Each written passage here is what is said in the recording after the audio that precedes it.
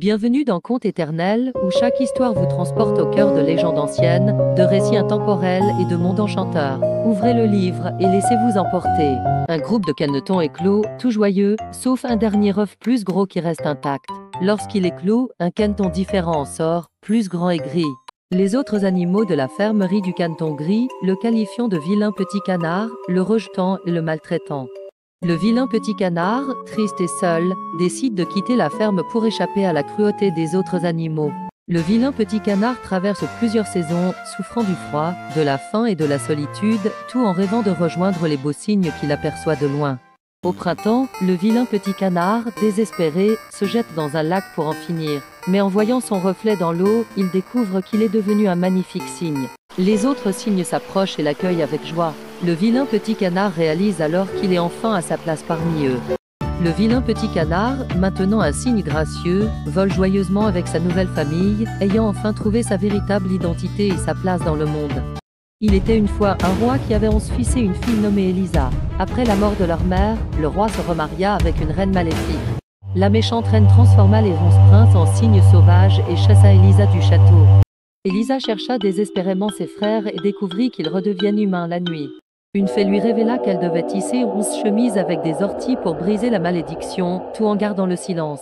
Elisa travailla en silence, malgré la douleur, mais fut accusée de sorcellerie et condamnée à être brûlée vive. Juste avant son exécution, Elisa termina les chemises. Les cygnes sauvages arrivèrent et elle leur jeta les chemises pour les libérer. Les princes redevinrent humains, sauf l'un d'eux qui conserva une aile de cygne. Leur histoire sauva Elisa et elle vécut heureuse avec ses frères. Dans un village, Gerda et Kai, deux amis inséparables, partageaient une amitié aussi pure que l'eau claire. Un jour, des éclats d'un miroir maléfique se logent dans l'œil et le cœur de Kai, le rendant froid et distant. La glaciale reine des neiges, entendant parler de Kai, l'emporte dans son lointain palais fait de glace et de neige éternelle. Gerda, déterminée à sauver son ami, entreprend un voyage long et dangereux, bravant les rivières et les forêts sombres. En chemin, Gerda rencontre des alliés inattendus, une vieille sorcière, un corbeau sage, une princesse bienveillante et même une bande de brigands au cœur tendre. Gerda trouve enfin Kai, figé dans la glace. Par ses larmes chaudes et son amour sincère, elle parvient à faire fondre la glace qui emprisonne son cœur. Kai et Gerda, main dans la main, retournent dans leur village, où ils retrouvent la chaleur et la joie de vivre ensemble. Une princesse quitte son royaume pour épouser un prince lointain, accompagné de sa fidèle servante et d'une coupe d'or offerte par sa mère.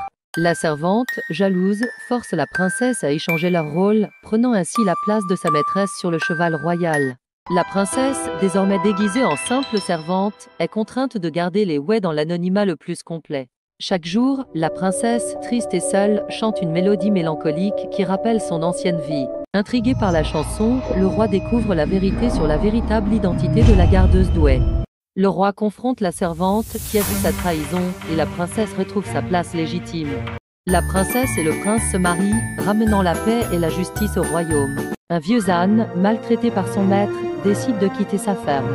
Il rêve de devenir musicien à Brême pour trouver une nouvelle vie. En chemin, l'âne rencontre un chien abandonné parce qu'il est trop vieux pour chasser. Ils décident de partir ensemble pour Brême. Plus loin, un chat âgé, rejeté par ses maîtres, se joint à eux, partageant le rêve de devenir musicien à Brême. Un coq, échappant à la casserole, rejoint le groupe. Ensemble, ils forment un quatuor en route pour Brême. Les animaux trouvent une maison dans la forêt, sans savoir qu'elle est occupée par des voleurs. Attirés par la lumière, ils s'en approchent. Les animaux élaborent un plan pour effrayer les voleurs et entrent dans la maison en faisant un vacarme qui les fait fuir. Ils décident de rester dans la maison, trouvant une nouvelle vie paisible et abandonnent leur rêve de Brême. Merci d'avoir voyagé avec nous à travers ces contes éternels. N'oubliez pas de vous abonner pour découvrir d'autres récits magiques et inspirants. À bientôt pour une nouvelle aventure.